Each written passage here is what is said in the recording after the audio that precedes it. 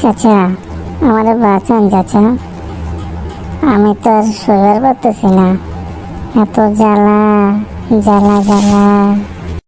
কি হয়েছে ভাইস্তা, আমার কদি এত তোর বুকে জ্বালা জ্বালা জ্বালা? চাচা, আমি এক মায়ের লগে পিরিত করবার যাইয়া ধরা খাইছি। একটু খুললে কত ভাইস্তা, তোর কথা আমি কিছুই বুঝি না, একটু খুললে ক। ভার্সিটির এক মায়ের লগে পিরিত করবার গেছিলাম, মায়ের লগে পিরিত হইছে। এরপর দেখি মাইয়া ইদানিং আমার লয় খালি ভাব লয়, রাতের বেলা খালি ফোন দে, ওয়েটিং আর ওয়েটিং। এই জ্বালা তোর সহ্য হয় না চাচা, জ্বালা জ্বালা জ্বালা। মাইয়ারে জিগা যে সে কার লগে কথা কয়। কি কোন চাচা, এটা আমার না জিগাই? আমি যখন মাইয়ারে জিগাই তুমি কার লগে এত রাত পর্যন্ত কথা কও, সে আমারে কয় তুমি আমার বিরক্ত কইরো না, আমি মার লগে কথা কইতাছি।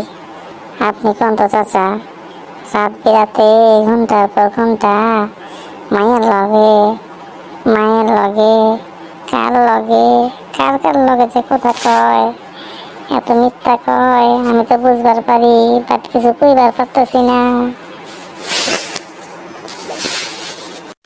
বুঝবার পারছি ভাইস্তা, তুমি পুরাই কট খাইছো। আশা কইছেন চাচা, আমি মনে হয় পুরাই কট খাইছি। এখন যে কি করুম বুঝবার পারতেছি না, কিছু একটা বুদ্ধি দেন ভাইস্তা। তোরা একটা বুদ্ধি দিই, শোন। আজকের পর থেকে তুই মায়ের লগে বেশি পিরিত জমানোর চেষ্টা করবি না। আজকের পর থেকে তুই আরেক জায়গা পিরিত করবার চেষ্টা কর।